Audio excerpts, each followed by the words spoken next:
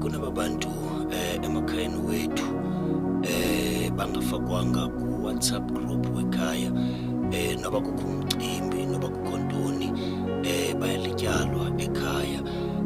Uve ngenye imini kufumanise kwakwenziwa i-surprise sikamama wakhe, angaxelelwa kodwa naye ngumama wakhe lo, kuba engaphangeli ejikeleza indlu ngento engaxabisekanga.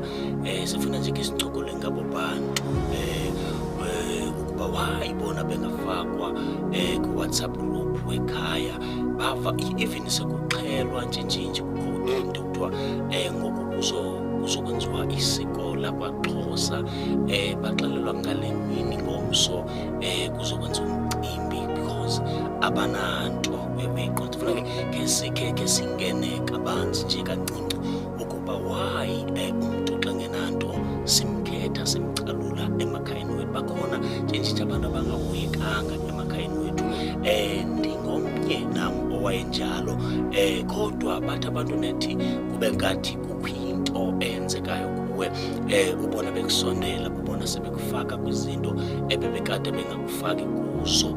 Ndiyafuna nobaxavisa abaphulaphula ukuba ubukhona lo mntu kowenu ongacacanga, zingajiki izinto ube sewuyafuna ngokumsondezeni ngoku engekabi nanto, because ngowakho wenu akho umqomo wolahla umntu. Khona wena nje abanye ufumaniseka uba sefunuza nombono kowabo ephakamisa isandla, efuna ukuchaza into yoba le nto uyibona kanje, Uthula wena. uthula akho nto